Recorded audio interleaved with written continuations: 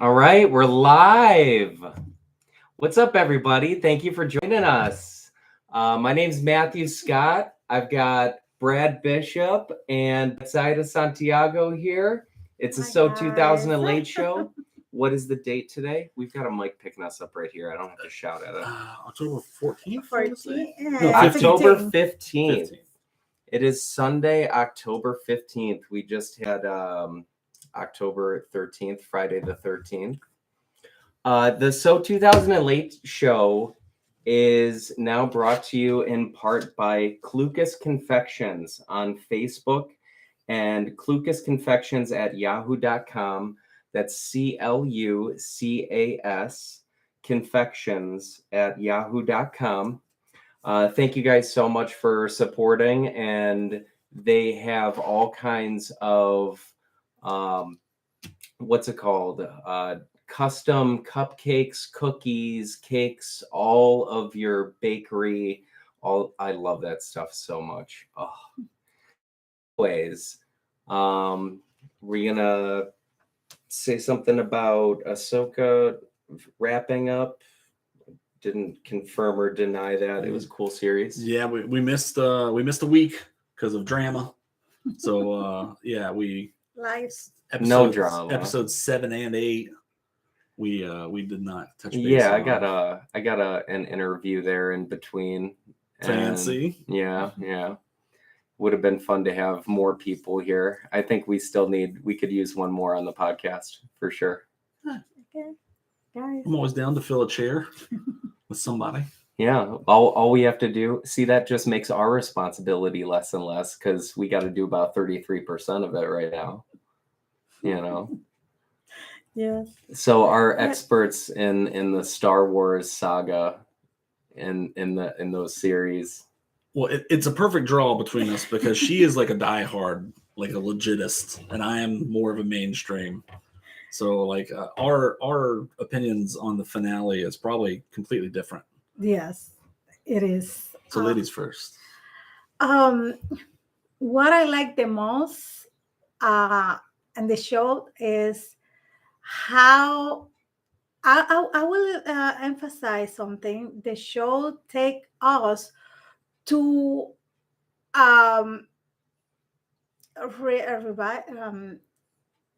to the canon. They are reviving mythology of the dark forces and the light forces, the Seafolds, which we see with the witches, and the the father, the daughter, and the brother. That are the light, The purest the god, yes, the god and version. goddess of the light force, and the seafood with the witches, the god and goddess. Let's say the gods of the dark forces, and they are reviving all that mythology from all the books canon, and it's fascinating how deep they are navigating us. It's amazing. And where they take us is a promise that we will enjoy the most. And also for this new generation, you will see the three three, how can I say it? Trilogy. The Saga. the saga, the previous saga, and connect with this. Ahsoka is connecting all the saga. It's an epic because if it's that long, it's an epic. Like that story, Odin. Yeah, because essentially 6 of them were directly related to Skywalkers, and Yes, then the last yes. 3 were Skywalker-esque because they were like stepdaughter. But there's just been children of so many. It's like Fast and the Furious. I'm so exhausted by the Fast and the Furious franchise. Get it? Exhausted. Well, Yeah. I think I didn't see they are maybe too. 3 or 4. Oh, Fast and the Furious. Yeah, I haven't seen any of those because that's like I think for the same reason why I don't want to go anywhere near Fast and the Furious is the reason why a lot of people didn't go near Ahsoka, because it's so deep. They're deep cuts. Like it's like the three of us are all three scales of Star Wars fans. Like you're lightsaber duels and explosions and fun. Yeah. And then I like the story, but I'm nowhere near as deep into it as you are. And Ahsoka, for people who understood the depth, were super happy with it all the way through. For the people who didn't know the depth, they missed so many jokes. They missed so many story points and so many Easter eggs. Yeah, Easter eggs. Like basically, it was a love letter to fans of the Star Wars saga. And if you're able to tilt towards the camera a little bit more. Yes. Well, I thought we were. I'm gonna recording. capture. No, I'm gonna it's over there. capture how you just looked at the camera there, because you were like, "Are you serious?" Like Bigfoot. You were like, "I'm so I don't wanna." But yeah, so like people in your level of fandom watched it and didn't gather anywhere near as much as I got, and I didn't get anywhere near as much as she got. And I feel like I gained a lot. and I didn't think But I know as far as enough. knowledge, just base knowledge. Well, I mean, like just the character of Abeloth that you had mentioned, you had never heard of her before, right? Okay. No. I only heard of her in the process of knowing that they were doing an Ahsoka show, so I started doing the digging to learn more about that.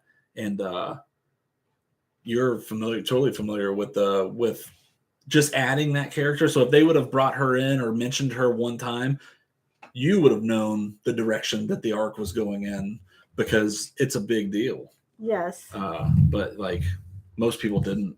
So a lot of people missed a lot of the fandom that was in it. And I think that's the trouble when you jump onto anything with the mythos that Star Wars has or Marvel has or anything like that. You can't just, I said it earlier talking to a friend, you can't make everyone happy, but you can piss everyone off.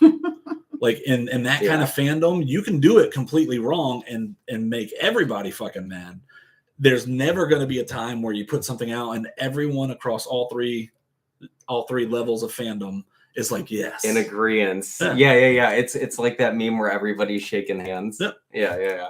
What about the end? What you like about the last two episodes of Ahsoka? I think they could have. So the villain is Thrawn, who plays the a main big, villain. Yeah, who plays a big part. Him coming back to that galaxy means a lot of change, and it guarantees a lot of the Empire making its move again. And because a lot of people didn't know him, that got missed. But they really separated it perfect to where if they wanted Thrawn and Ezra to become part of another series, they could go into The Mandalorian and that could continue there. And you could still follow Ahsoka and Sabine on hers and have two really strong genres out there, or not genres, but really two really Brands, strong storylines. they can carry out there, their yeah. Especially, I think that is the path they're going to, because when Ahsoka said to Sabine, they are in the place they should be, and Ezra is where they should be, and it's the first time Ahsoka saw, well, no, the second time Ahsoka saw his master as a Force ghost, and she knew that she need to be there. I think that is the direction they are taking. It's smart because it gives everybody what they want. Because the biggest complaint with The Mandalorian is that it has like 3 different types of episodes to deal with, but in 4 seasons, it's only been those 3 types of episodes. Now they can have a main villain that they can work towards defeating. They can have a Jedi character introduced, because sadly, all the depth and all the story we're fans of, that whole fan base though still needs to grab the new people, and you grab them with lightsabers and duels. Yes. So, it's the struggle you deal with when you're dealing with such a large fan base and such a large story. I don't know if Lucas knew what he was getting into at that time, this is way bigger than he even He thought probably that time. still gets death threats. I think just the opposite. I think Lucas was the Yes. only one who knew how deep he wanted to go, because this guy, like, early on, he realized that he was going to be putting a lot of his money into it. So he's like, look, I know y'all guys don't have faith until the first movie comes out. And they're like, well, listen, we can't fund the second movie until we know how the first one did. So he just essentially said, well, what if you give me the toy rights and then I'll self-fund it and then we'll go from there. So then the first one came out and it did huge for that time. And then he owned the toy rights and he knew that that was going to carry him well into where he needed to be financially. I think the biggest part that probably surprised him was 25 or 30 years into it, he found a group of people that was just as big a fans as he is. What I maybe I didn't say it the right way. When you are a writer, you are writing a book, and the writer said the character getting alive, like develops more and more and more, and you cannot you don't govern. The character arc takes on a life of its own. Thank you. And I think in this case, the character are so like the people, the fans are feel so identify with the character. They are so big. That is the biggest fan in movies. Like this saga of this movie, they have more fans than any other saga that we know. And okay, because it's so much more universal and available to people that people are more. There were more fans of Rey when she was introduced than there was Luke when he was introduced. Yeah, really? Of course. That is a surprise for me. Because Rey was introduced to like a bunch of little kids who have never seen a Star Wars movie ever. Well, and she was basically introduced at the peak. Yeah. So like Luke and the initial story. They grow. So episodes 4, 5, and 6 started all, and they were here. And and then episodes 1, 2, and 3 was 25 or 30 years later and created its own peak and resurgence. Well, then the episodes 7, 8, and 9 they weren't introduced in a peak, or they didn't create a peak. They were introduced in a time of nostalgia. Yeah, it was the member berries from South Park episode. Yeah. And it's Clone Wars and Rebels and all these like subgenre series for the culture was doing the fan favorite stuff. And then when the Rey saga came out, it was just like capitalizing, because they had already shown you with like Rebel 1, the movie Rebel 1, or was it Rogue One? No, Rogue One. That a movie that would make money and not have a Skywalker involved. It's just Star Wars. One of my favorite ones. That's a great point. They tested the market with that. Yeah, and because it essentially is, it did have success. It's like Top Gun for Star Wars. Like, it's just flying around, shooting and blowing stuff up. There's no like mystical forces. There's no Skywalkers involved. And they proved with that movie that there was more interest than just the obvious. And also the fans admit you are right in that subject, because I think was come out on the internet. I don't remember if I see on internet or on TV. The Andor is one of the most how can I say exitoso. I would say it in Spanish. Exitoso. Yes. People like one of the most successful of all the saga or all the TV show, Disney TV show, like Andor, Star Wars, Disney, just the series Andor is as good, like has many fans as Ahsoka now. Yeah. And Kenobi was good, and you can tell, you can see how much money they invest in that. But Andor is telling the story of the rebellion, how much uh, acceptance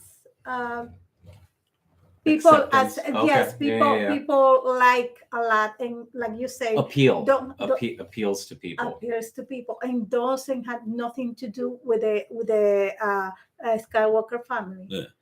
Essentially, Andor and Rogue One are like the filler, or they're like the backstory of everything, and then the Skywalker saga is like the cliff notes.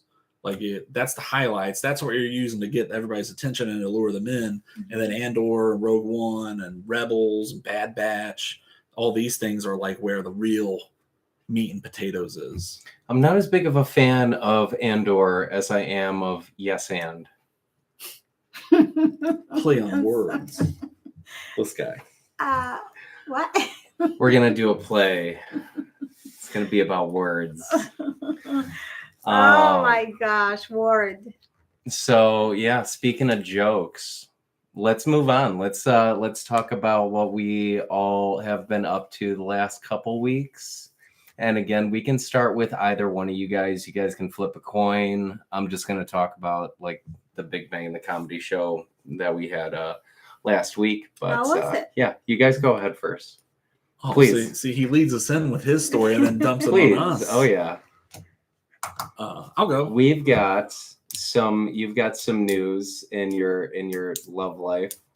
Yeah, so like anybody who knows me personally knows I've had like the worst 2 years ever in life and still lived through it. So like I'm in stage 4 renal failure, which there's in stage 5. Like I'm perfecting it currently as we speak. And for the longest time I haven't been able to be like on a transplant list or whatever because I didn't have a support system, but I totally met somebody that's as weird as I am. She gave me this awesome shirt. I don't know if y'all guys can see it. It's Mars Attacks, which is like one of my favorite movies, and Pulp Fiction. So it's a nice little mashup. Yeah. And I'm and just like the overall change of attitude has gotten me writing again to try to finish my script that I've got. Wow. Like creativity, like the creativeness of it, I've got like 85% of it done. Now I just need to do the like boring part and put it on paper. Is this somebody you've known for a while? Kind of. So I sell parts in my day job and I wear a green shirt there. She wore a red shirt for a lot of like 5 or 6 years. So we were like rivals. And she was totally weird and did things completely different. And I'm totally weird and did things completely different. So we had mutuals trying to line us up, but it never worked out. And then Why now? Just luck, like pure dumb luck. She jumped on Facebook dating, and I had a Facebook dating thing, and I had in the last 2 years I've tried to like see 1 or 2 people seriously, and it just didn't work. I had a very firm theory of in the first 90 days, if there was any drama, I hit the eject button. Oh yeah, and I was out. That's and fair. I followed that a number of times. Yeah, you've been hurt so many times. Yeah, I got a big plate, and if you look at my information on my plate, it is a mess. And 90% of the people are going to look at it and steer away. I would do if I was looking at dating. So, but even if somebody really showed interest in you, I was out. And yeah, the moment there was conflict, I was out because I have enough conflict. Yeah, if you're going to be emotionally invested, so, that's amazing. So this we will do one show about dating, online dating, dating. Okay, next time that will be the subject because it's very interesting. Oh yeah, because I tried it a number of times, and for this look, I have a lot of character. I have a lot of personality, but you can't get personality. You can't get personality. I'm cute if your naughty bits tingled for Shrek. No, please. No. Yeah, I don't see it. People, all these ladies nowadays want to say that they're into the dad bod and into like the look. They're not really. They're into pretty. I believe it too. Yeah. I just saw like a video of some jerk off who just walks up to women on the streets in Vegas and shows them a picture of Chris Hemsworth, but just his chest. And then he shows another picture of his physique, and they're both fucking ripped as hell. And the women are like, okay, I really like Chris Hemsworth, but wow, look at this guy. And it's like, yeah, they're stacked. Yeah. And yeah, that's fine. People like to think that they're into like the non-traditional This one, looks. this I one. went to the gym with Betzaida, and she goes hard at the gym. She's got her gloves on. She's like walking to every machine with a purpose. And Yes, like, I am not there to make friends. Guys think they can See, come to me, and as I know that I don't like it, but I let it know that I'm there doing this, no trying to make yeah, friends. 'cause With that's how not the purpose of red- you being there. with how red I got on the treadmill, like after the first mile, I couldn't imagine going up to a girl at the gym. They go. They do. I was dripping sweat, like first time back. Last year, when I first got serious about like losing weight and trying to get in better shape before all my kidney stuff happened. Before all that stuff. Yeah. Me and my daughter were going. She's 15, and she would just do cardio, and I would do 5 miles on the bike, and then I'd go and do weight training. And so, like, our journeys in the gym are probably similar in the fact that you're there with purpose, Mhm. and people are like, "Oh man, I'm here. She's here. Why not meet her?" I'm there with purpose, Mhm. and people who have been on the weight loss and health journey much longer than I have come up to me and be like, "Hey man, proud of you. I know you. I know I don't know you, but I'm proud of you. that's- Like you're here, you're doing it." Or That's like amazing. Planet Fitness, shameless plug, does pizza day. If you didn't know that, they'll bring in like 20 fucking Pizza Hut or In Papa the John's morning. pizzas. Yeah. And- Planet Fitness. And you Pizza get, for breakfast. yeah, and you see people buy into it to where they're just like, "Hey, it's pizza day at the gym." And then I don't. And people are like, "Why don't you go get something to eat? The food's over there." And I'm like, "Yeah, I'm good. Thanks though. Water. That's all I need here." Yeah. But it's different. Like So being in a relationship is a qualifier for being on the donor list. well, support, because like essentially prior to meeting her, it was a perfect storm to fuck up my life. My ex-wife left. My best friend died. Like literally, my best friend died in March of 2021. Yeah, because we're in 23 now. So it was 22. March of 22, my best friend died. April of 22, my wife left. And at that point, I'm not from Ohio.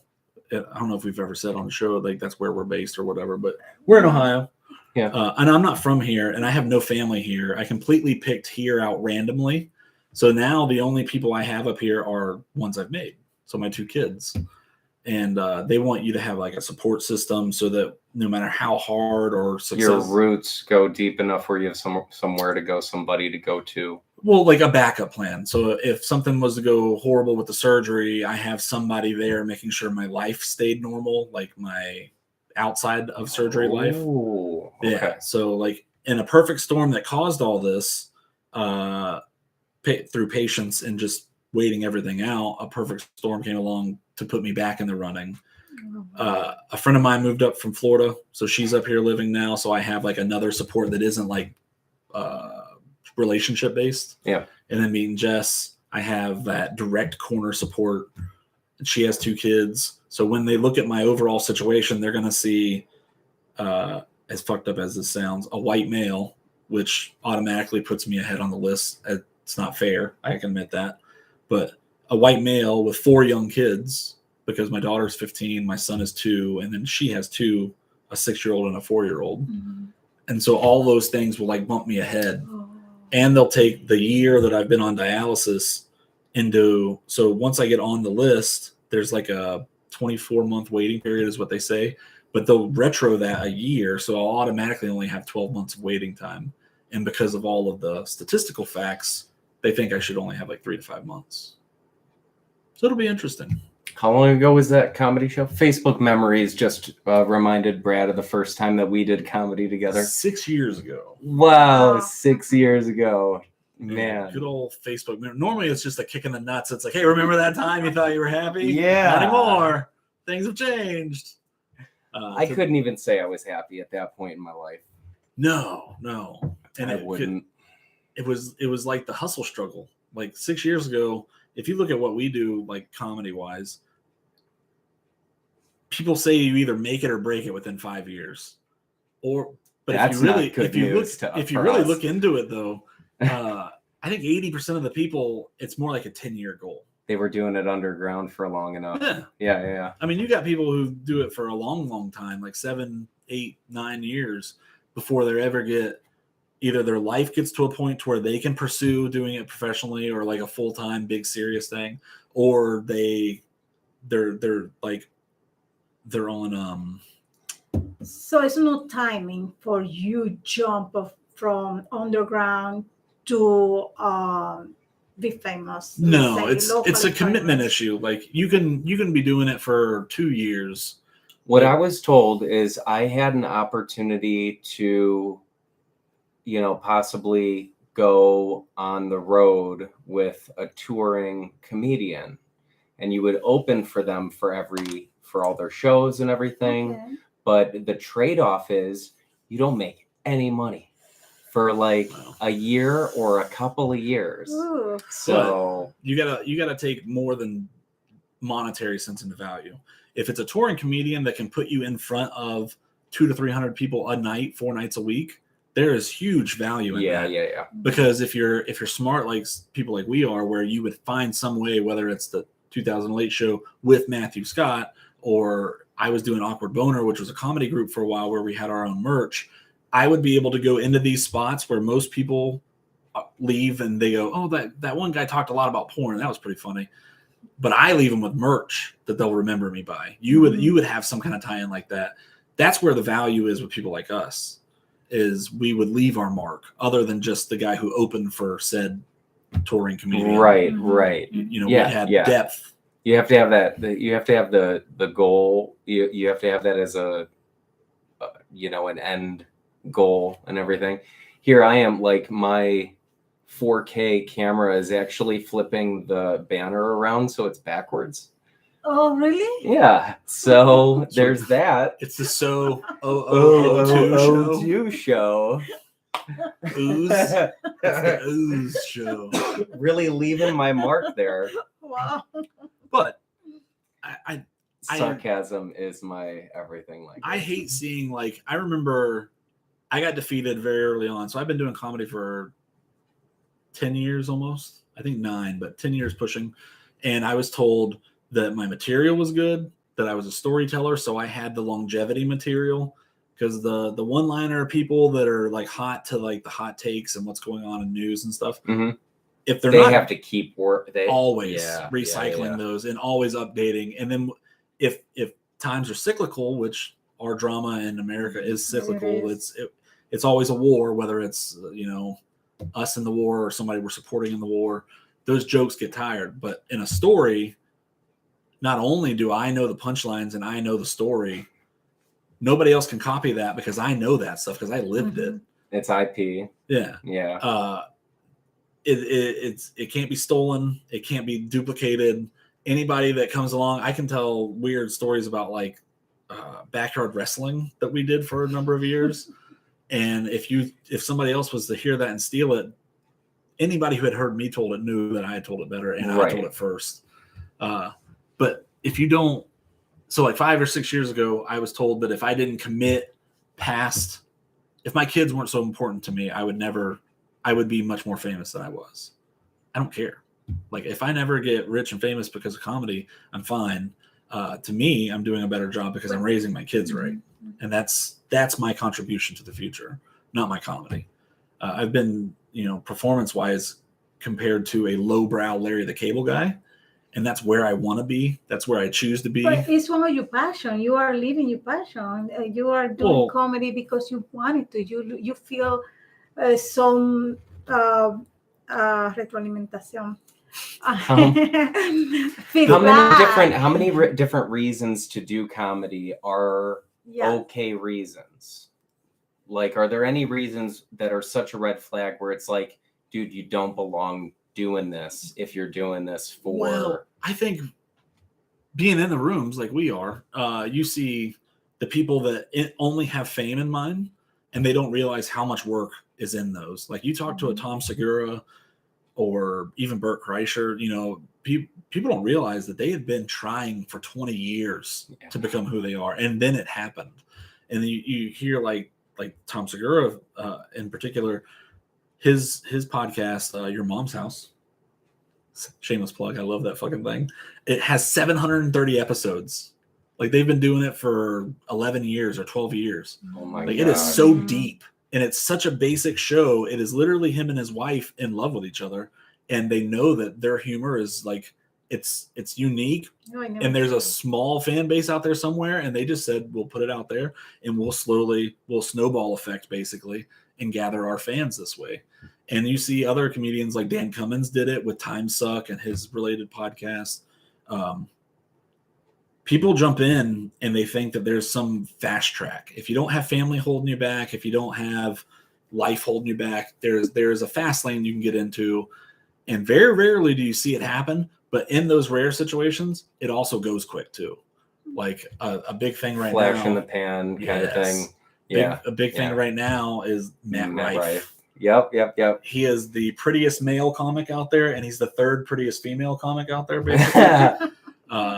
His tickets for the Ohio shows had went up to $500 a piece, and now if you go on, I'm surprised they're not more. Are they not more? Well, now if you go onto like his fan pages, people are selling them at face value.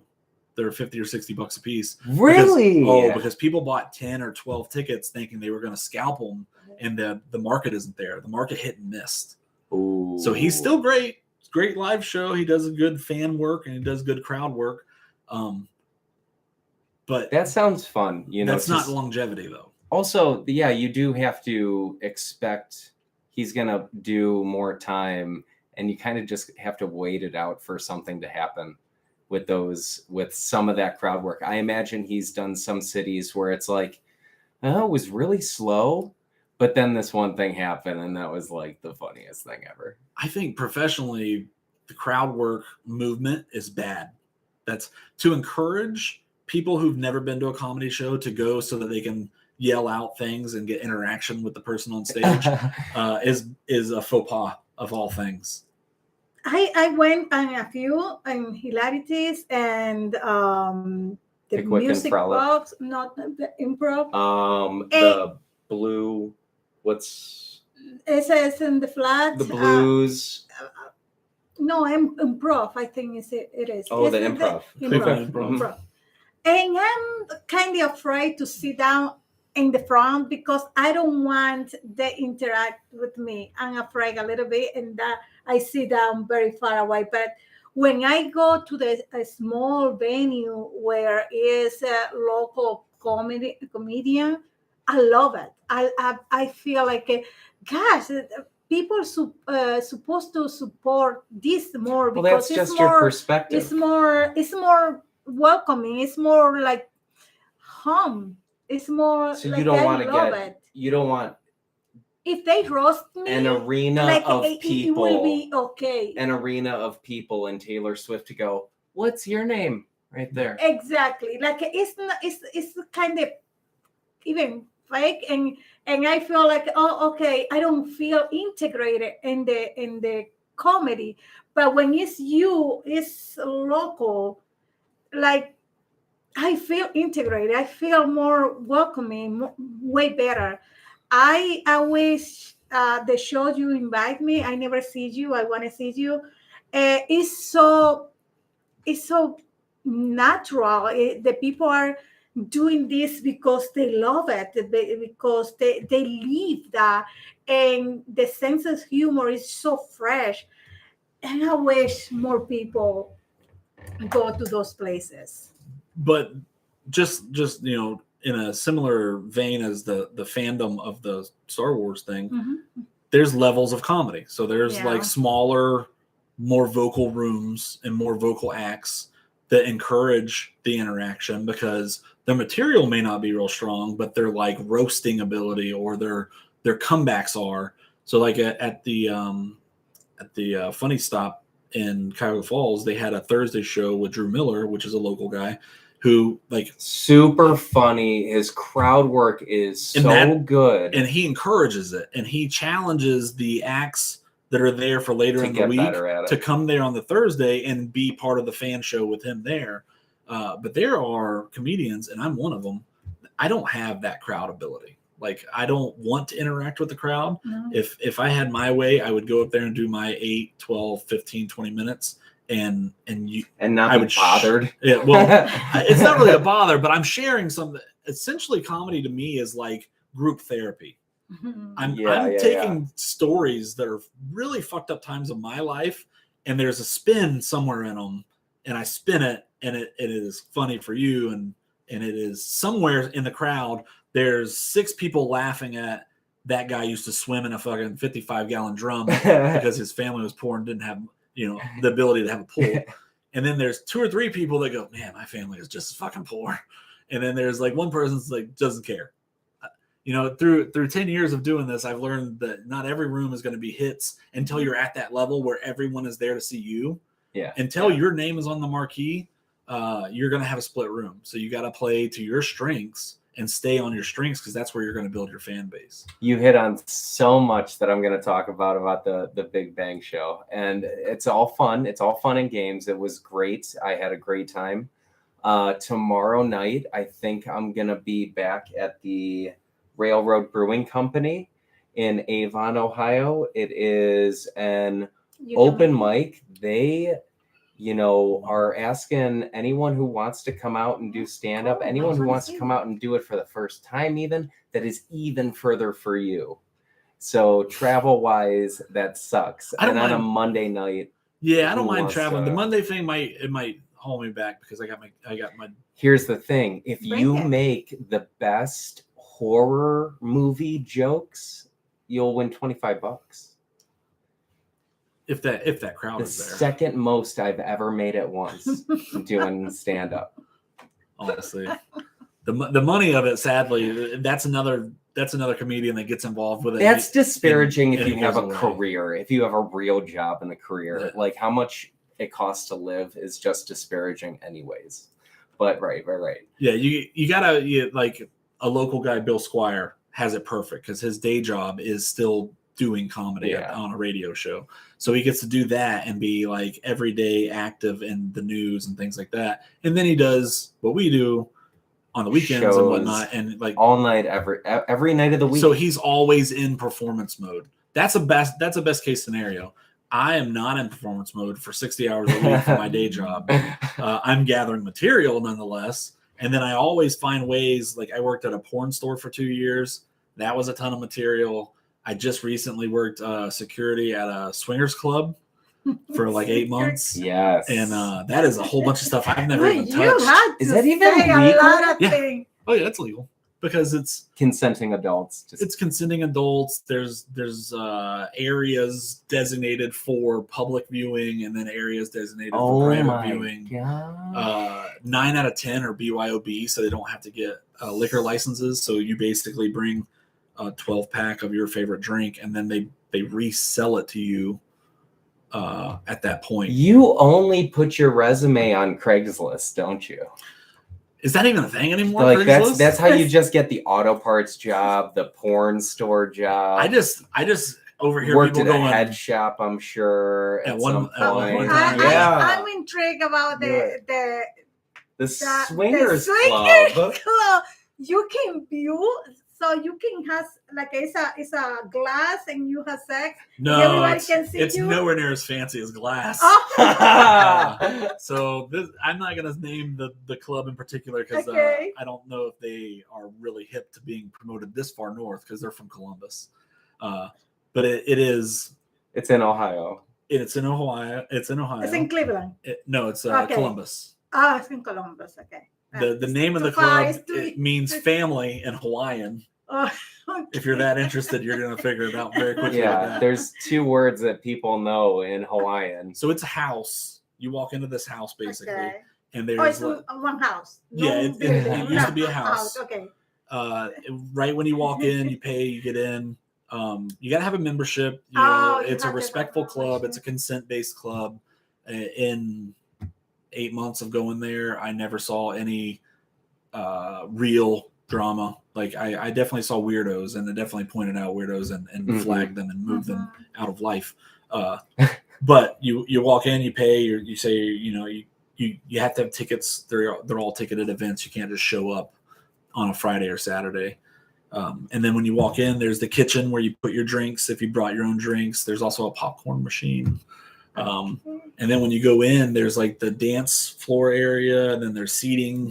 The dance floor. Yeah. area. Oh, you can dance. Yeah, oh yeah, yeah. Okay. Like that's how I got introduced to the whole thing, is because a girl that I was dating was one of the DJs for this club, and I was like, yeah, I'll go, and I hung out with her for a couple times, and then I got more involved. And people walk naked or no? That is. Oh yes, yeah. Like I remember my first very awkward experience was Well, But Clothing is nice, beautiful, optional. like a nice, beautiful body or all kinds. all kinds. Oh, Okay, yeah, okay. yeah. Can I Think imagine? of swinger clubs like this. They're like nude beaches.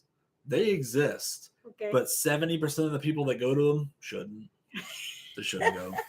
I made a joke with the owner one time about how he should invite a camera crew to come in, and he goes, "Well, just think, none of these people would ever be known because they'd be blurred out." I'm like, no.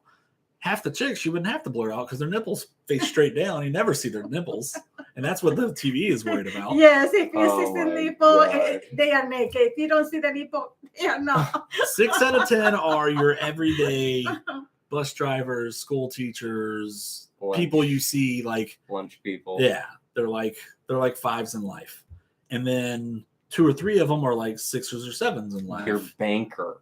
Yeah. Like, I just think of like all the people at the bank.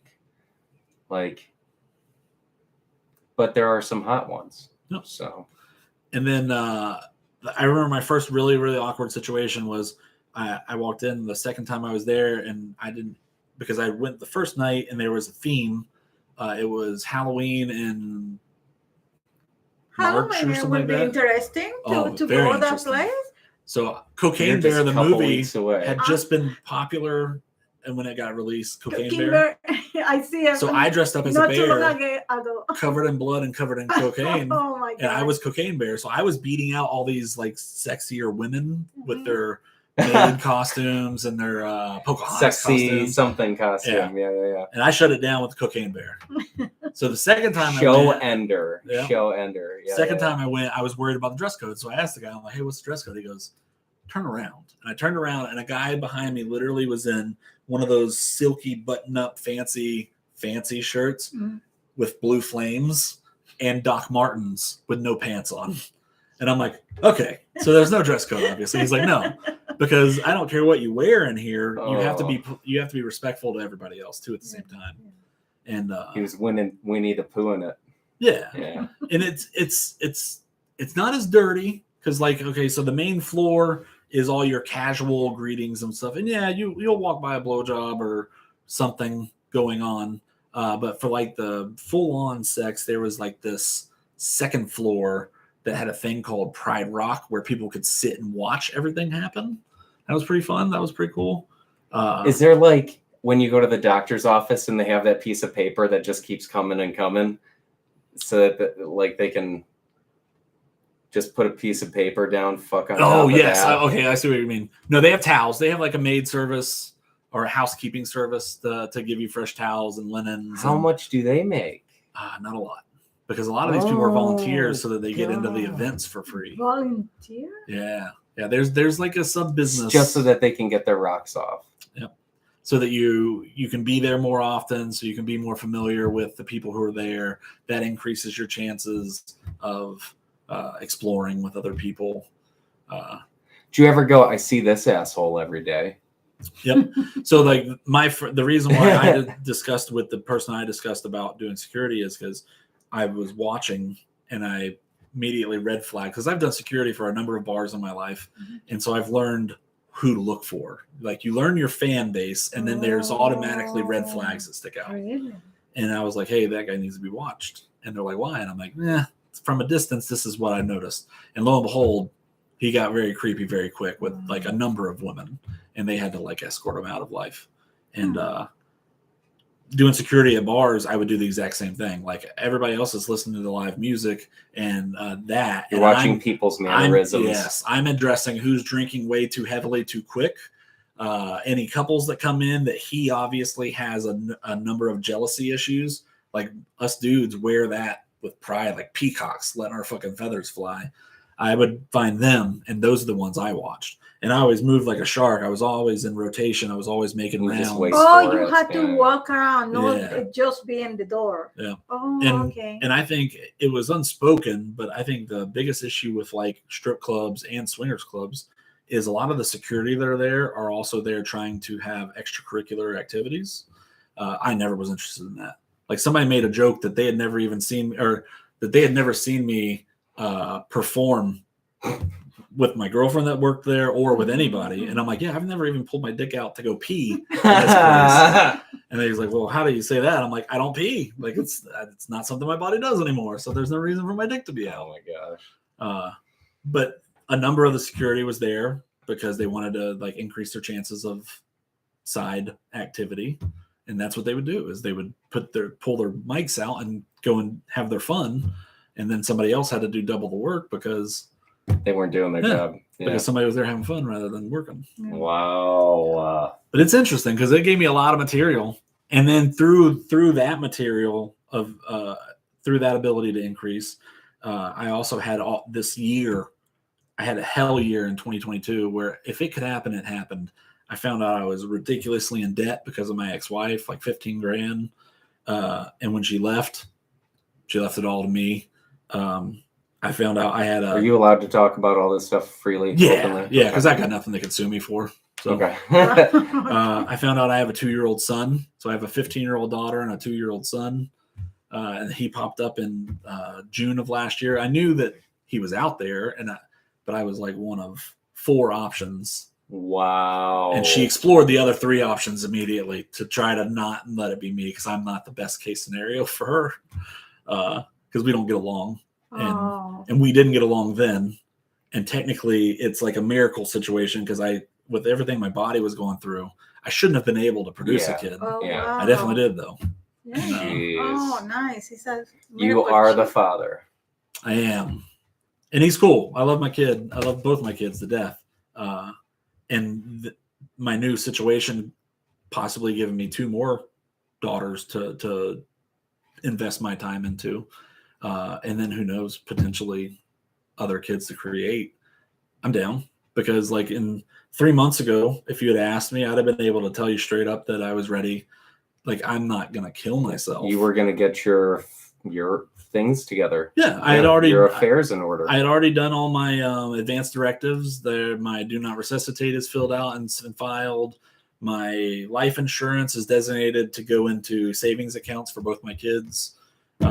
Like I was ready. Like I wasn't going to kill myself. I wasn't in that kind of mental position. You were giving up. Yeah. But if it was to happen tomorrow, 3 months ago, I was all right with that. And it was the best case scenario, in my opinion, for my kids. Isn't that also just so you don't want the roller coaster of 3 months ago I felt like this, so that means that I could feel like that again in 3 months. No, because like this whole thing has taught me about. I wish for emotional maturity and stability for all.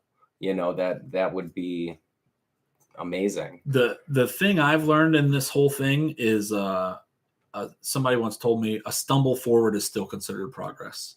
Like just because you're not making big leaps every day of making things better, getting up and doing something is still. You were down at that time, but you were still getting. Oh yeah, I was just telling Jess today about it. There was whole like for the first 3 months I was on dialysis. It was in the winter of last year.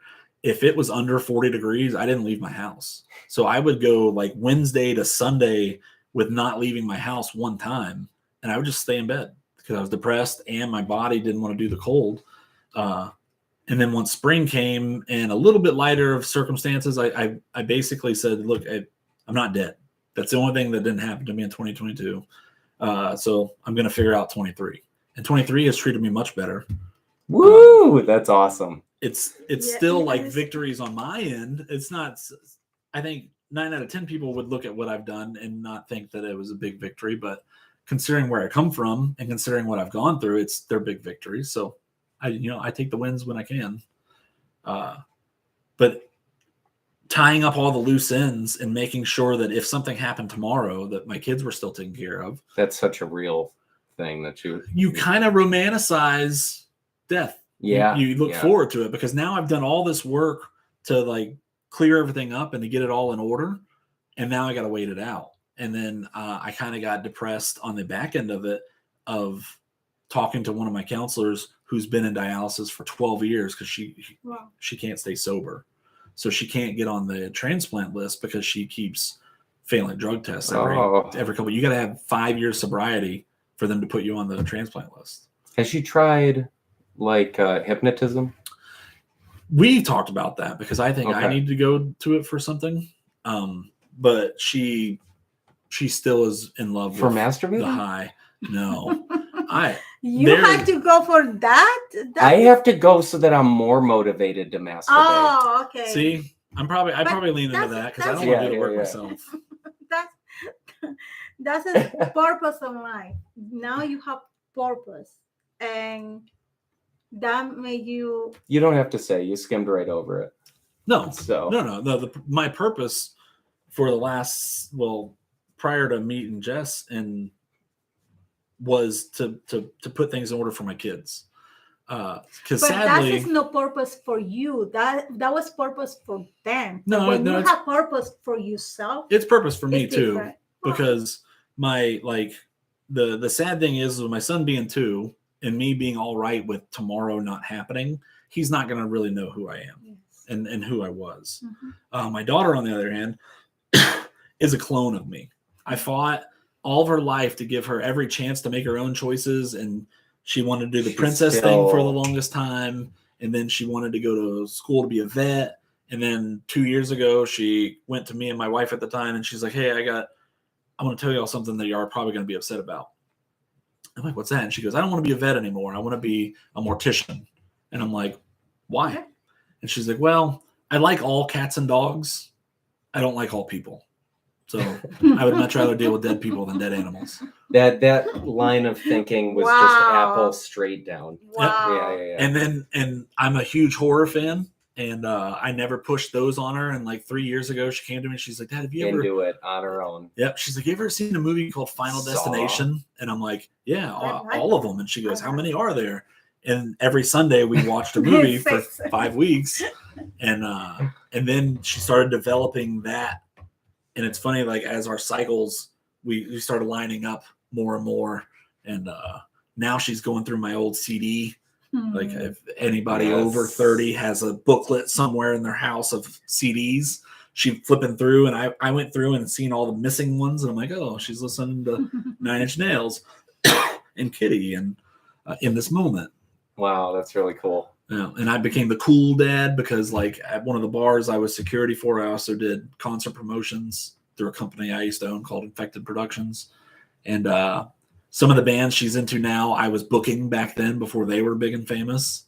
So like I have history with them. I know them personally. And she got to say like, oh, my dad knows these people. You got name drops? Because we hung out with Jackie from Unsaid Fate and Jackie and Mushroom Head. Yeah. Those were the people really local that we were just kind of close to and around. My cousins are in Hostile Amish, which is just a super deep cut reference from 30 years ago that they've been doing it forever. But any other name drops of like I'm really bad with, especially before they were big. I'm really bad with names, but like speaking of Jackie DiBiase, her bassist for Unsaid Fate, he's a local producer. Like I think he produced Black Veil Brides, I want to say. I could be totally wrong about that, but like he's really well known. Wow. And we dealt with him. In This Moment, I had a situation where I had them booked and then it completely fell through.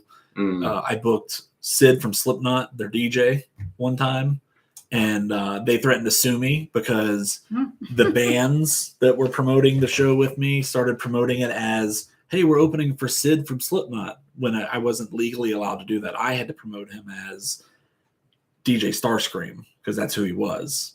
And I was never allowed to put the Slipknot emblem or the band Slipknot or anything on any promotional stuff. And you did? No, I didn't. Okay. I may have encouraged the opening bands. Hey, let these guys know, because when they you weren't- see this name, that's actually... They weren't under contract. I was. Yeah. So yeah. then Slipknot's DJ, So then he got fired. by the way. Yeah, he got fired by Slipknot temporarily, and they canceled my show because of him going through that. And I'm like, no. If I can't promote him as Sid from Slipknot, you can't cancel him as Sid from Slipknot. So you owe me all the money I've put into this. You owe me the money I paid as a down payment. You owe me the money I put in for promotions. Like, come the fuck off of it. Wow. And it was fun. It was good. And then, like... Yeah, you have a point. We're in collections, so we have to go to people like, look, contractually, this is why you're backed into a corner. You know, it's really... I don't know, like, but other than an entertainment lawyer, I wouldn't know where to start with that stuff. But that's really awesome. Obviously, we've talked about how we were somewhat.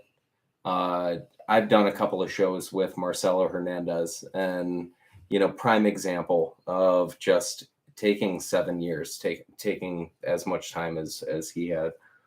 I did want to move on again, and we were running a little long, but anyways, I also wanted to say thanks again to Clucas Confections on Facebook. Check them out on Facebook, and questions to clucasconfections@yahoo.com.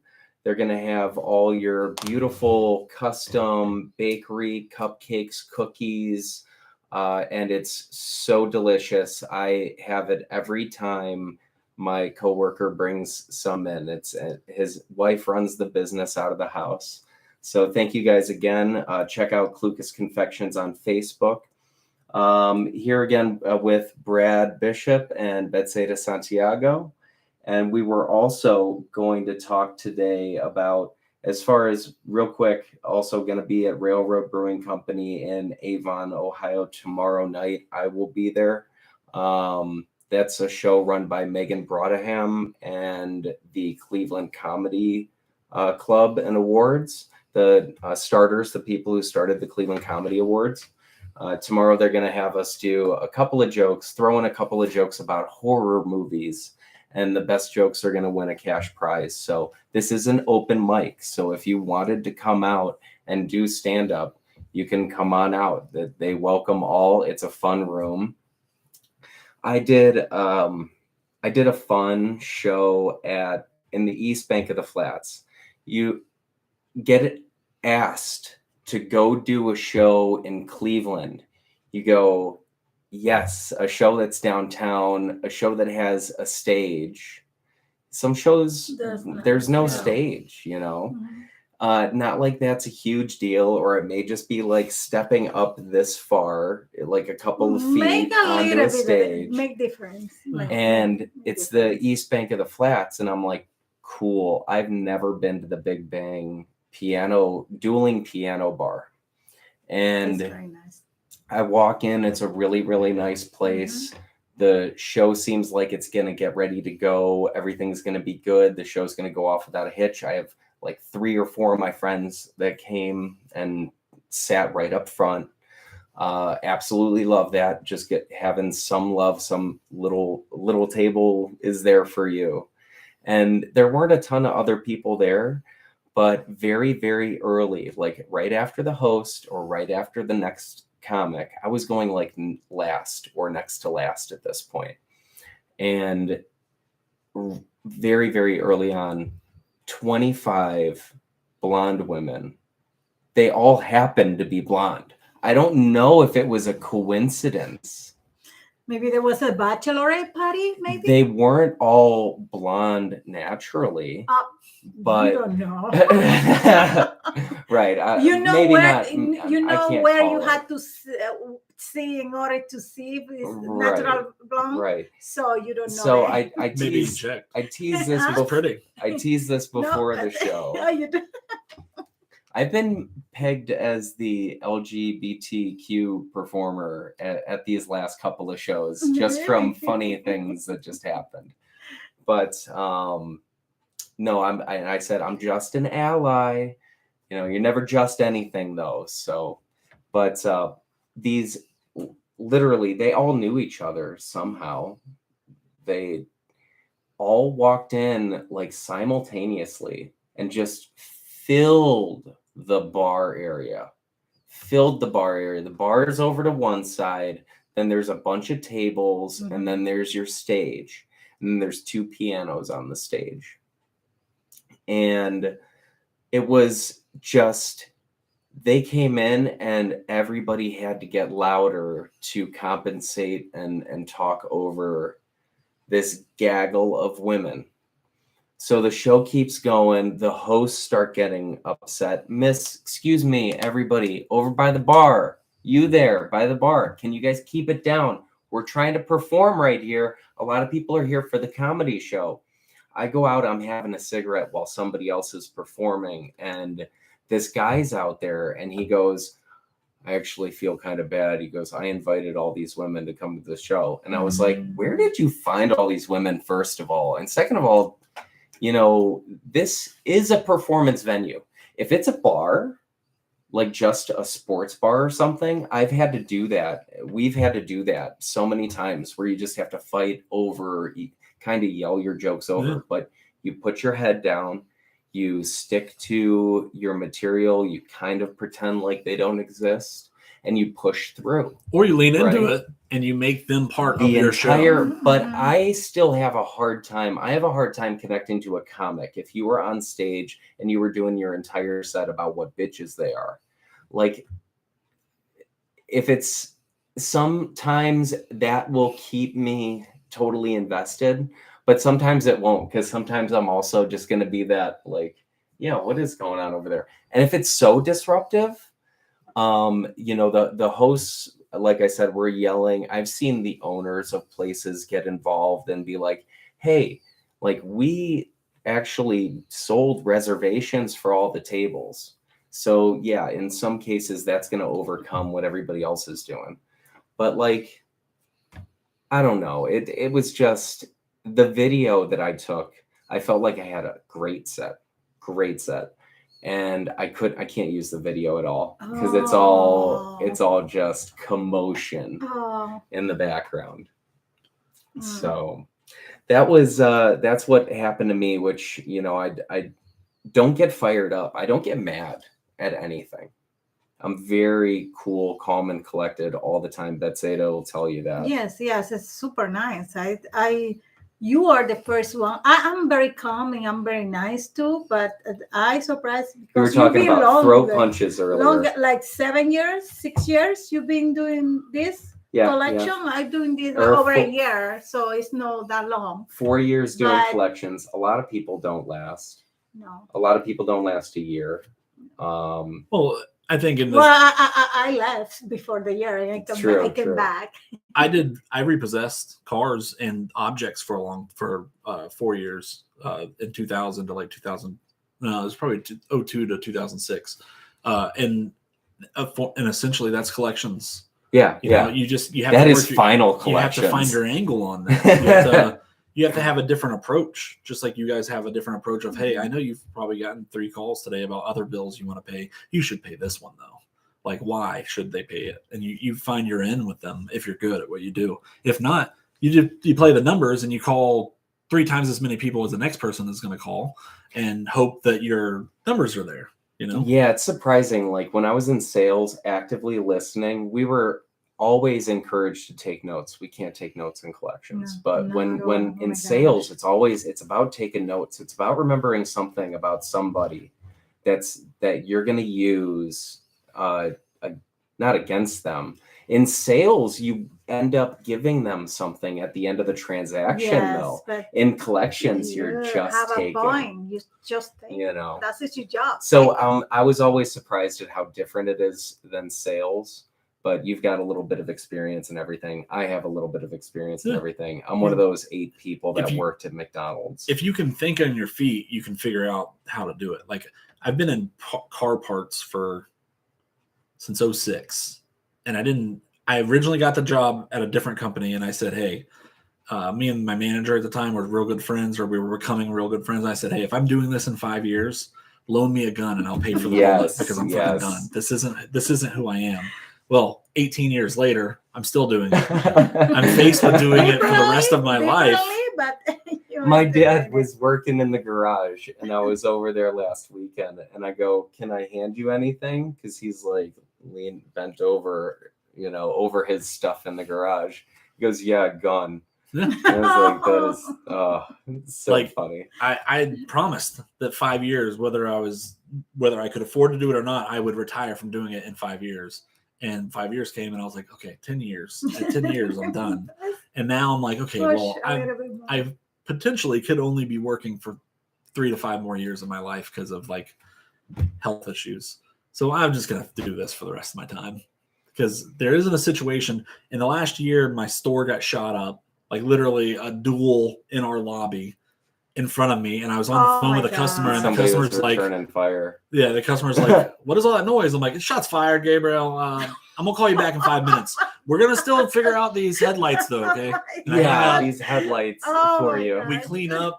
The cops come. They chase the kids off eventually. And they were like, why'd you clean up? This was a crime scene. Well, no, they're like, hey, you need to clean this up because there's more crime that's gonna happen if you don't, make it to where the site is secured. So me and my store manager, who's also been through a lot with companies, got it all figured out. And then our regional manager and our HR showed up, and all that risk management showed up, and they're like, wait, y'all guys have already done everything you're supposed to do. I'm like, yeah, no. And all the team members are in the back. They're the ones freaking out, and we're keeping them away from everybody. Anybody you see up here, realize this is something you deal with in the hood. That would be me until something really bad happens to me. See, I was all right. Like literally, I'm Matt the cat. There. Curiosity is gonna get me. See, I will find out later when everything happened, and I will try to safely see what's going on. But I will not be. It was funny because like technically they closed the front of the store where the retail side of things were, and I'm the commercial side of things, and I did like almost 15 grand that day because I wasn't saying no. And when I stayed busy delivering to people, I took team members who were cool and calm and collected that didn't have nothing to do, and they were driving trucks for me to get parts out the door. So like I figured it out. I didn't care. And I called customer back. I'm like, Gabriel, okay. So we were talking about headlights for a Cadillac Escalade. They're super expensive. You paid these delivery guys under the table and stuff. No. They're legit. They're really? all legit. Yeah, they're all legit team members. Like they're all parts people. So they just they had nothing better to do. So they took their own vehicles. We paid them gas money, and they ran parts for me because my 2 drivers that I had were like super busy at this point. Did I tell you that I worked at Style and Trucks in J.C. Whitney? So I remember they did a week of classroom training. I didn't know dick about auto parts, but I had already done some like qualifying, or I had already done like, what was it? Something else like Avis maybe at the time, where I was in something car related. So I wanted to stay in that. I learned so much about suspension parts, about, every all the types of engines and body styles and builds, and especially trucks. They did a ton of Style and Trucks, specifically did a lot of custom stuff for that. I sold parts for the show American Restoration one time. Okay. They needed like a flip down license plate or something like so stupid or simple like that. But I also remember the very first day of training, they go, today we're going to cover seat covers and floor mats. I said, we're going to spend an entire day on this? And they said, oh, yeah. You've got your 2-seaters, your 4-seaters, your 3/4, your bucket seats, are the seats power? It's like a million questions if you had to go by every single is something missing in this table? My hat. You had to call me and tell me there is. I thought you were gonna go hatless when you took it off at first. I thought the hair looked good. Next time I will. Mine didn't. I didn't touch it. You can put the hat back. You Um, can put it back. She said put it back. You can put it back. okay, so if we I'm sorry, hopefully, my little tangent about the auto parts thing, Oh, we can cut that off right there. And it's not live. oh, it is. Oh, that's not how we can. But we already did. The it's only fine. other top headline, if we spend a healthy 20 minutes on this, then we have a 90-minute show. So an Okay, hour and a half okay. show, really well. But there was, what's the name of the planet? Let's see. Betzaida the planet. woke me up this morning, was like, what's that thing? KMFDM. What's that thing that we were going to talk about? Stellar You 9. mimic my accent, but look, we've been colleagues, sit down in front of each other. Co-workers. She's helped me. I've had to help her with emails and understand when she's searching for a word. I just have to read her mind. And he does. I'm surprised. Like, I want to say something and I write it down, but I know that is not the right way to deliver the message. Yeah. And I send it to Matthew. I was about to say that. I thought you were going to say Michael again. Just call me Michael 4 times. But I don't know nobody with that name. No. Nobody, and I don't have any ex named Michael.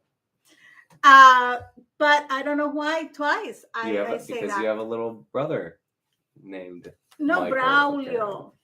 Braulio. My youngest brother is Braulio. But you said I'm like your brother. You are like my brother. So you have a little brother, Mateo. It's UH. It's UH. 1 year. It's UH. And okay. Yeah, that makes sense. You are so supportive, but his personality. He's genuinely like that. And when I see that, I it's a person like I want to keep it. Yeah, approachability is everything. Like that probably helps both of you in the field of your profession currently. We don't have to go face to face. It's all but over the phone. Yeah, but selling that over the phone, you got to hear a smile over the phone. True. They say I'm the nicest collector. Oh my God, you are so nice. I was waiting for somebody to come up to me and be like, what the fuck is wrong with you? What are you laughing at while you're sitting at your desk? I'm like, I'm smiling and dialing, baby. Like, that's what it's about. See, he's very good because he collects way more than me. I do just the opposite. I work 60% of my workday is to present myself as unapproachable to everybody else. And then like people who are oblivious to that or don't care, they get within my circle and they're like, oh man, he's actually a lot more likable than I thought. At the places like O'Reilly and Advanced, like I don't know if I would, and that's probably conflicting, but I know the last time I went into Advanced, it's always, hey, how you doing? All right, what you looking for today? Like, I'll right to it, get you in and out of here. Like I like that, but it's still minimal. Like if I want to be like, oh yeah, I'm doing this, that, the other thing, I'm tinting my windows today. What do you think? And get into this big conversation. They don't want to get in. I can tell that they don't want to get into a big conversation. That's fine. And the field is broke down into variables of that conversation.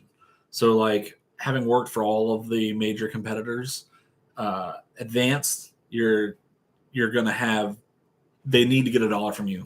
Every time you walk into the building, they need to get $1. Those door swings have to be, because that company is always questionable. Okay. AutoZone, they're always questioning their lower. Yeah. AutoZone is numbers based as far as like, if the three of us were working together, who's first in sales, first in related sales, who's last in those things. And then there's a lot of politics for, okay, Matt may not be the best in sales, but he's the best customer service person. So that value's here, there, and the other thing. And then O'Reilly, the green guys, it's more social. It's based. Like, okay. Yeah. Because for a number of years, I was like up there as far as numbers goes, but I didn't play the politics. I didn't have the winning attitude to maintain like upper level people. But I learned it eventually and found another area to go to instead. Yes, I come from hospitality. So hospitality industry, they are a pleaser. Yeah. The customer are always right. So coming from that and doing collection with so many different, and one my cousin worked there and she was training me because she was training me in Spanish. And even though I will have a customer in English too, she said, I say one time, oh yes, I wanted you to have peace of mind and pay you that. And she turned around, what? I didn't know we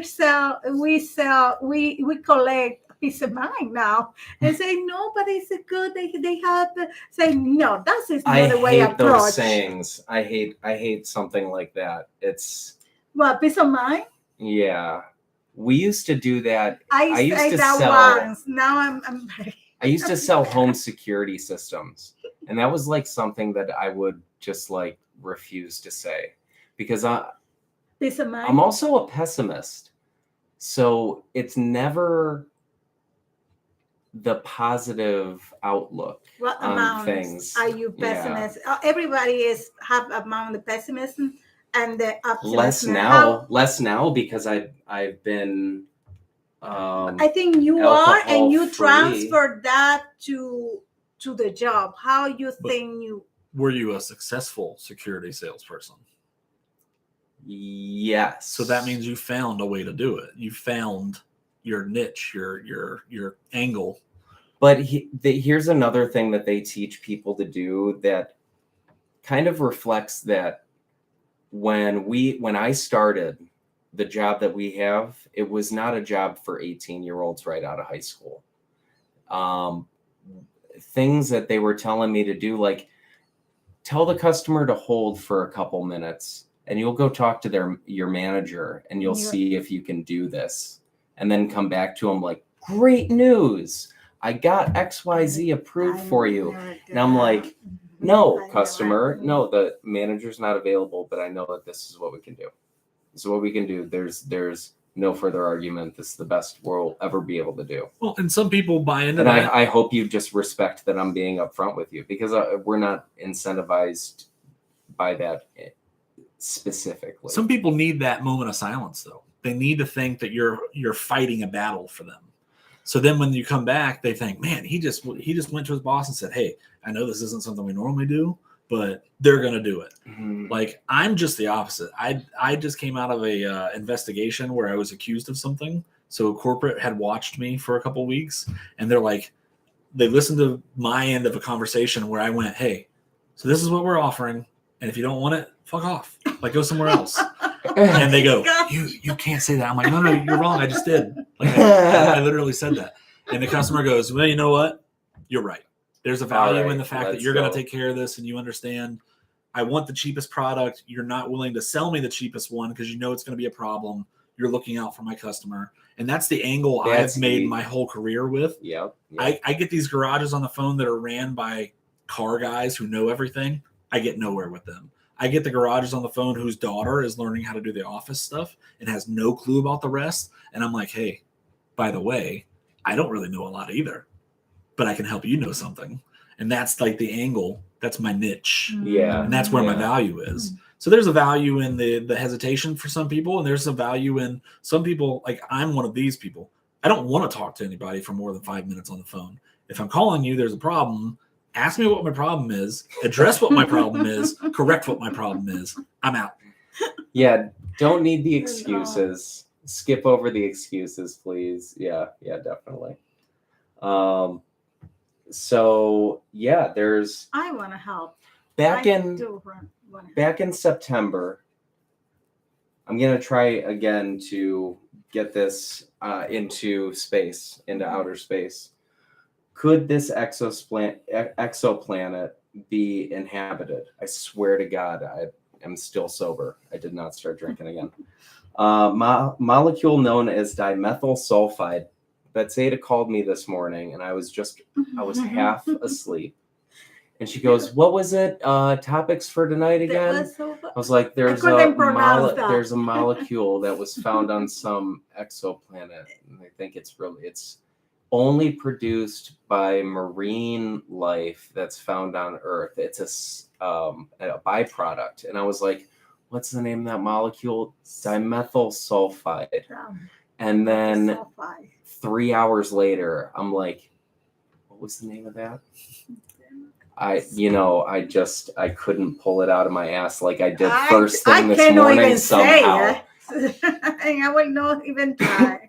Produced by photoplankton, microscopic plant-like organisms in salty seas, as well as freshwater. So you've got a saltwater plankton from SpongeBob and a freshwater plankton from SpongeBob. And the reason I say that is because this plankton could actually speak. They could actually talk. Well, and the importance of it is, like, plankton is the bottom of the food chain. That is where, like, the lowest organisms feed off of that. Everything finds and then the next step gets eaten by the third step, and the third step gets eaten by the fourth step. So you have to find Are you going to find massive quantities of it or tiny quantities of it? They found tiny quantities of it. Yeah. Does it mean that something is consuming all the way down to that? But it's fossilized or is alive? It's active. It's alive right now. Okay. Or 30 million years ago, whenever we were able to It's a new planet? As the resident conspiracy theorist on the show, I'm going to take pride in that. Mm-hmm. I think all that's shenanigans. I think the governments of the world have been trying to prepare us, and America and Canada are the last two, but every other government of the world has told their civilians and their citizens about the existence of extraterrestrial life. Maybe not from space, but from a alternate side dimension or another reality shifting into ours of their existence. So like they've all been doing this for 25 years. They've all been preparing for 25 years. We're just now at the point where our country is like, okay, there's definitely things there. We're not entirely sure yet what we're going to call them or what they are. We're the last ones to go along with. Yeah, but we're ready to say they're there.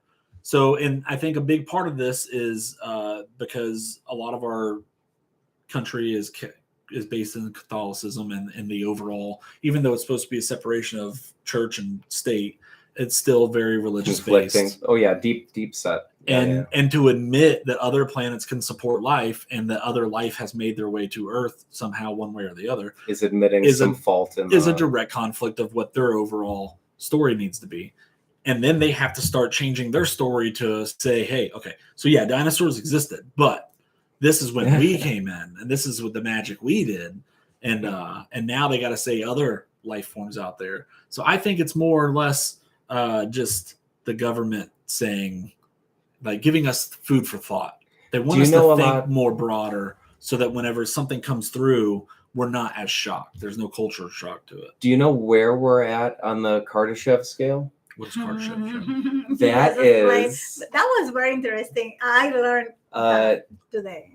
Series or type 0 civilization versus a type 1 civilization versus a type 2, 3, 4, 5. I'm 7. Theoretically, 7, 8. We are at 0.72. We are 72% to a type 1 civilization. We are still considered a type 0 civilization. And obviously that goes down to basically almost no life or single cell organisms. Yeah, single cell.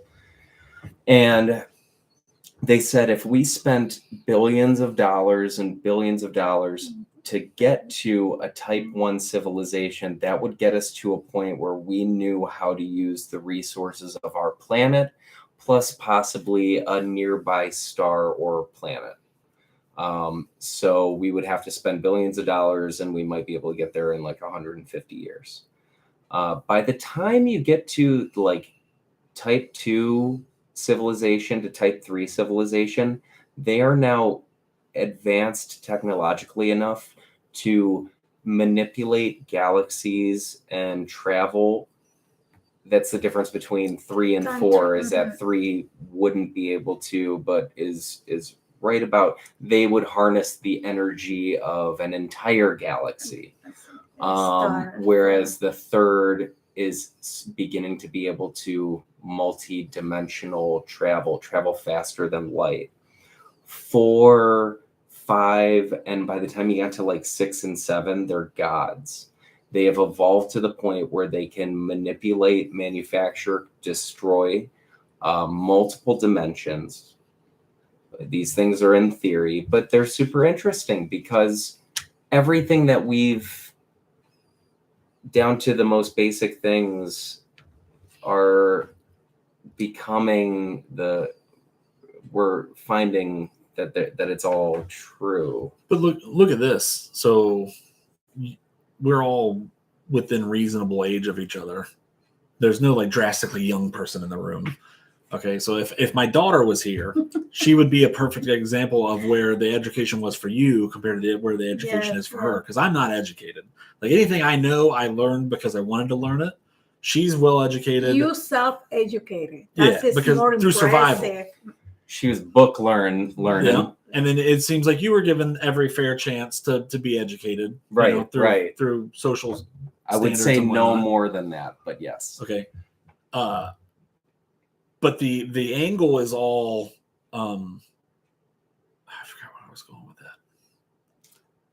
that. Her opinion. The difference where she would plant her flag. Yes. So the difference of 20 years between the two of you would show that if you was to jump another 20-year gap to like somebody who's 60 years old, let's say today, the 60-year-old would be told that there are pyramids. We have no clue how the pyramids really got made. Like they're there. We can prove they're there. You can go and see them, but there's a lot of questions. And then in that 20-year gap, there's a theory of, okay, so it would take this much man force. It would take this much time. It would take this much of supplies. And then her generation is smart beyond the fact of they're not concerned about how they got built. They're concerned now when they got built, because there now is a theory that where we thought the Egyptians had made them it was thousands of years before that. Yeah, or another civilization existed before that built them, and the civilization that we have been crediting them with creating them just found them and used them and utilized them. So like the Amazon rainforest. That's crazy to think about. So that we found like huge temples in the Amazon rainforest, 30 or 40, 50 years ago. And we're like, oh, well, why would they build this in the middle of this huge, vast forest? Because it wasn't. Well, then it turns out that it wasn't a huge, vast forest. Everything we see of the rainforest right now, there's a very, very popular, like on the way of being 100% proven theory that it was cities that housed millions of people, and the people got eradicated. And then when the Europeans came through, what was left of those civilizations got wiped out even further because of diseases we brought that we were maintaining and dealing with, that they had no chance of dealing with. Their bodies weren't prepared to deal with that at all. So the 10th of what was left of them people got wiped out. So we're talking about extinction level stuff. Even the pyramid, the science realized that there was a rainforest in Egypt at the time when there was built. There was no built. Like there was built long time before, and the time that happened was rainforest. So talking about the theory, about the show you see about the system of Kardashev scale. Exactly. I cannot pronounce that. Civilization. What is the closest in human history or mythology you have hear about beings? I don't say correct. Okay. Is no the myth, Greece myth, very close of the scale you just say, the six. Oh, the Greek mythology. Hey, We are talking about God and Goddess, No, no, no, no, no. Venus, I all see. those I gods. do. I do What see what about you're saying. if that is no myth?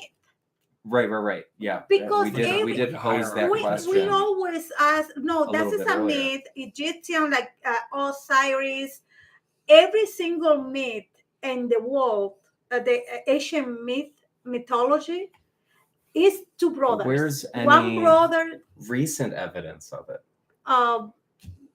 About what?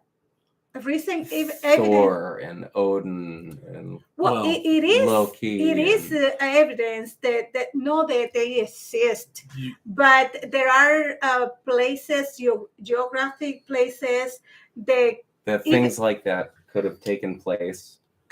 Yes, and the Bible talk about giants. The Bible talk about beings with power, wings, and people capable to manipulate fire, like a flying. There were like firebenders and waterbenders in the Bible. No, but yeah, well, no, not like that. But the one you describe, the level of the advanced civilization, level 4, 5 to 6 is what happened with in mythology. The god and goddess Zeus, Venus, all these people have all the power you just described the civilization could have in the future. Where come from those Asian people the idea to form meet the ideal people so big that they cannot even understand? So where it come from? Because now the people from the cave just draw these things they could see. Why people older than them could imagine that mythology? You had to be very smart for create a mythology things, imaginary thing that you are not capable even to drink about it. So so you had to be very smart and understand things, because if you don't know where it come from this, how you can create a myth? Well, it's like a fear. There are still philosophers today. Well, and once you get outside of religious-based civilizations, like Catholic being America, like at one time was number one. When you get into these countries that have like an omni-being belief system at their root, they're much more open-minded to what could happen today and what could happen tomorrow. Anytime that you are a single being focused civilization like Muslim or Catholicism, at the end of the day, if you're a faithist and you follow that belief 100%, you have to be able to say, why is God much doing more this? narrow-minded? But even it's because this God is doing this. Christianity, like any other religion, believe in one superior being, but the only difference between those religion and Christianity is every other religion said you are the center of your life. Everything happen. If you let it happen, you are responsible for yourself. The Christianity say, God sent his son, and his son sacrificed himself for you. So if you are good, you do this and do that, you can be saved through him. You cannot do by yourself. No, through him. These are not the followers that I was looking for. That is the only difference between These are not the followers you're looking for. That is the only difference. So that is, but it's very interesting how any Bible, any people who think they are very religious don't follow completely the Bible, don't follow the statement of the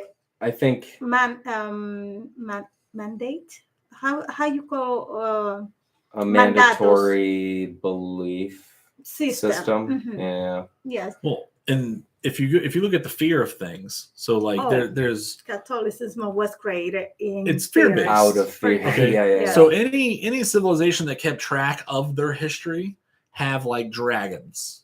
Okay. And is that saying that they're all real? Yes. No. But it's saying that even primal man as an animal knew if a lizard was big enough to be as big as me, it's going to eat me. There's a reason why it's there. Mhm. It's going to eat me. So they projected this flying, unescapable creature to try to like keep that fear base of them growing too big at that time. There's a great video, and you can Google it on like Google or YouTube. That's where dragons came from? Essentially, that's a popular belief of it. Yeah. So there, if you go on TikTok and you search "dog gets scared by fake tiger," dogs that have never seen a tiger in their life, they don't know what a tiger is. Right. You sneak up on them while they're sleeping. You put the stuffed animal tiger there. When it wakes up, it sees this, recognizes it as a cat, which is an opposite of its species, that's larger than it. It knows automatically to be scared and to run away because it says to itself, like at its primal core, okay, I hate cats. Cats hate me. This cat is bigger than me. It looks fucking weird. I'm scared. It runs. Its fight or flight engages. It runs. And essentially that's what we did as people. But at one point we got away from our primal thoughts and our primal way of doing things. Yeah. And we became this higher advanced civilization, which if you take your scale and break it down into what we see now, you can run that scale to where we are as a people now. You have the zeros, the ones that are still trying to find their way in life and trying to find what they're doing in their life.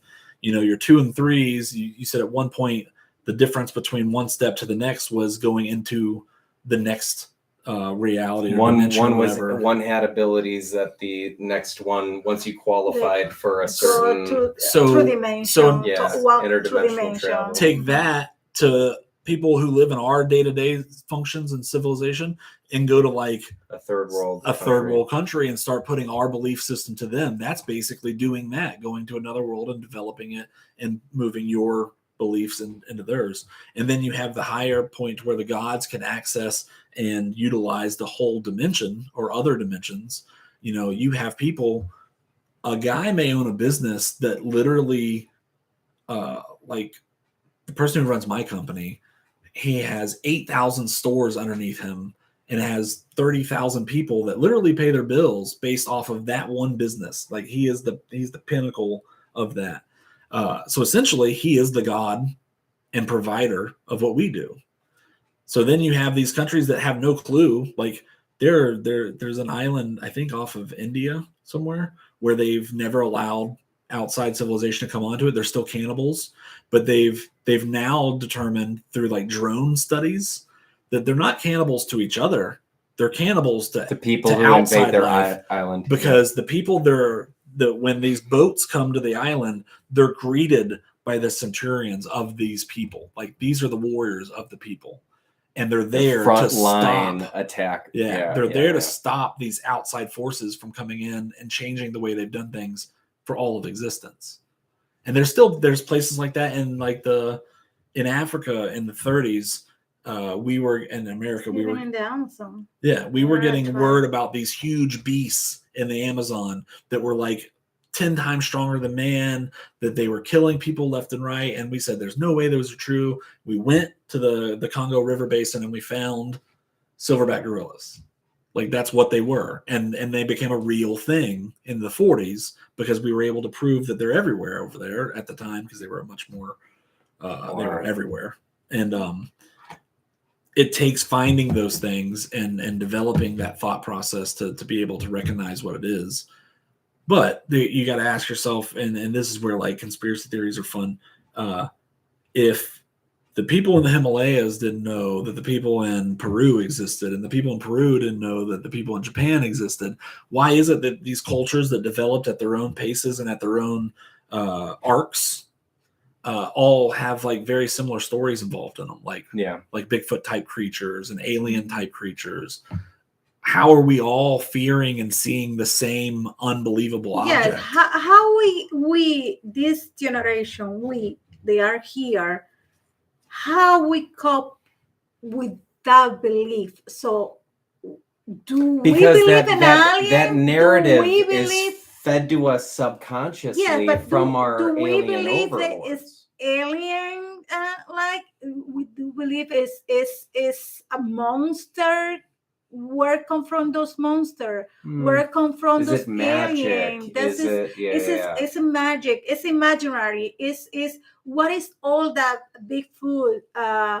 The Yeti, right? Yeah. The skinwalker.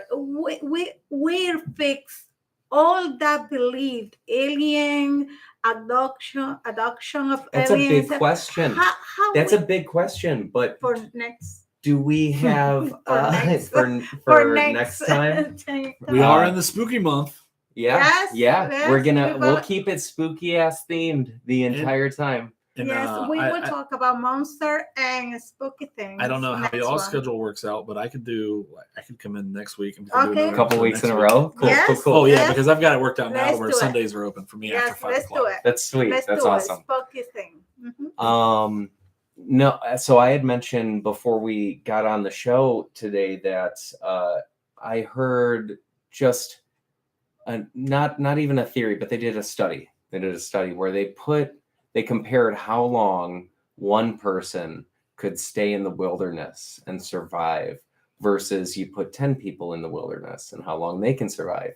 And the 10 people can survive like 3 years or 4 years or something ridiculous. And the one person singularly alone was like dead in a couple hours. So that makes me think that if we were able to combine, all of our abilities, that kind of somewhat, I think it's somewhat related to AI, but I think AI could solve a lot of problems. And that's like a whole thing. That's why, AI. Yeah. We'll do an entire show about AI. But that's soon. why we survive as a society, because that's why we survive as AI a human will being, because we build society, because we had to rely with each other in order to survive. It's no AI will make us our own episode for us before we but know it. Look at the podcast as society. Okay, so this person that is just tuning in is seeing the character that we put into this. Each party outside of the actual show is providing our own input to the show. So that's why in the idea of survival, group of people last longer, because you go, okay, well, Todd seems like a natural leader, so Todd's going to make some decisions for us as a group leader. These three seem to be less; they speak a lot less, but they'll follow through with everything so much quicker than these other three will. So they'll be in logistics. Yeah. So then you start figuring out where you fall in that society regime or whatever. And just like this, we're creating our society. God damn, something's really bothering my our eye. hierarchy. Yeah. We're creating something for the people, and we have our own unique things we bring to this. Doing it on your own is just it's so singular. The narrative is so single pointed, narrow, that you can't expand past that because it's one person doing one thing. So yeah, I love that. Well, we'll hope to have some other people on and some interesting people on, but I like the dynamic that we all have. So yeah, we will begin bringing you back the show like once a week, and which was what our goal was anyways. We really wanted to. So again, thank you again to Clucas Confections, which we would love to show people how to eat those things on one of these episodes. Yes, we need to try samples. I'm vegan, so no, I am not vegan, gluten free and dairy free. Bring me one for me to try. I am free. Like I just don't have to pay for it. Okay. Right. That's the only qualifier, is it just has to be free. Good point. Again, Clucas Confections at yahoo.com, CLUCAS Confections. What was this? At yahoo.com. I went to the cat show, the Cat Expo yesterday, and it was the happiest place. I'm still on totally confused earth. on why people think you're an ally if you're going to the cat show, Matt. I know, I'm right? just saying. No hate, but just saying. Right. We were trying to Cat kill Daddy. those prejudices. And I walked up to. This is a documentary. We are not being paid to promote this, but Cat Daddies, as you can see, I got the Puma symbol on my hat.